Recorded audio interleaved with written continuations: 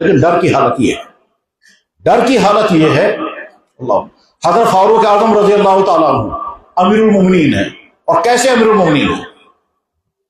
جن کا حال یہ تھا کہ اللہ کے نبی نے فرمایا میرے بعد اگر نبی ہوتا تو عمر ہوتے۔ اللہ کے نبی علیہ السلام نے فرمایا شیطان عمر کے سائے سے بھی ڈر جاتا ہے، سامنے آنے کی تو بات ہی نہیں ہے۔ فاروق اعظم وہ شخصیت ہے کہ جب جناب رسول اکرم صلی اللہ علیہ وسلم دنیا سے رخصت ہو گئے تو اسلامی مملکت 10 لاکھ کلومیٹر پر پھیلی ہوئی تھی۔ اسلامی مملکت، اسلامی ملک 10 لاکھ سکوائر فٹ پھیلا۔ پھر صدیق اکبر کے زمانے میں یہ اسلامی مملکت 12 لاکھ مربع میل بن گئی، یعنی بڑھ گیا۔ پھر فاروق اعظم کے زمانے میں اسلام اتنا پھیلا، انہوں ملکوں تک پہنچا کہ اسلامی مملکت 27 لاکھ مربع میل بن گئی۔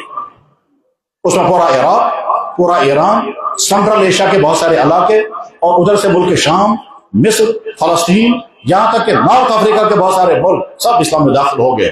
مملکت اسلامیہ نبی کے زمانے کے مقابلے میں 3 گنا زیادہ بڑھ گئی۔ یہ فاروق اعظم رضی اللہ عنہ کو کارنامہ تھا۔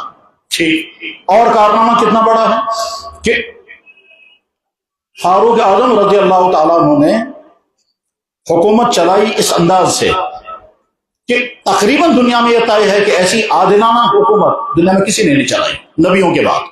پورے عالم میں کسی قوم میں کوئی فرد ایسا نہیں ہے جو یہ بتا سکے کہ ہم نے فاروق اعظم سے زیادہ عدل کیا جتنا فاروق اعظم نے عدل کر کے دکھایا۔ یہاں تک غیر